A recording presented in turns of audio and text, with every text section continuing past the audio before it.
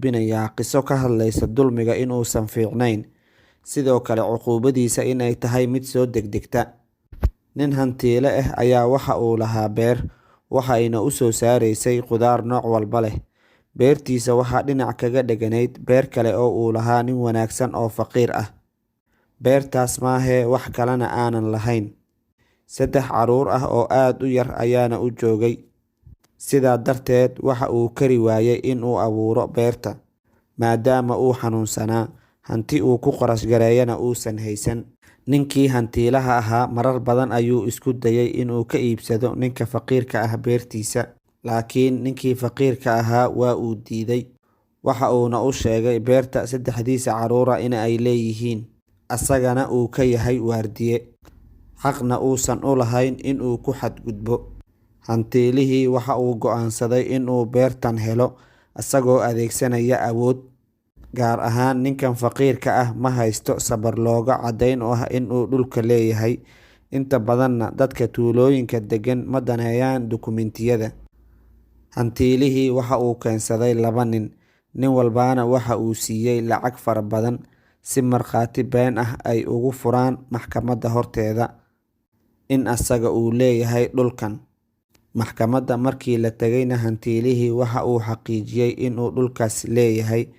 Faqiirkii waa uu tiiraanyooday, waxa uuna dhahay, xasbiyallaahu wa nimcal wakiil, Ilaahow iiga gargaar, igana aar daalimka. Hantiilihii marar badan waxa uu isku dayay inuu beero faqiirka dhulkiisa, laakiin waa ay beermi weysay.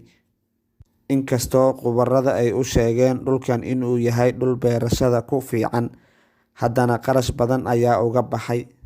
Cuquubadan oo keliya loogama harin, haddana beertiisii u soo saari jirtay dalagga noocyadiisa kala duwan markii ay bislaatay oo la rabay in la goosto ayaa Alle subxaanahu wa tacaala waxa uu ku salliday cayayaan oo ay ka dhigeen dukum daakum. Sidoo kale asaga iyo caruurtiisana waxaa ku dhacay dhacdooyin xanuun badan oo ay ku sigteen in ay noloshooda ku waayaan. Markii dambe waxa uu qaatay talada naagtiisa oo ahayd inuu Alle u toobad keeno, dhulkana uu iska celiyo.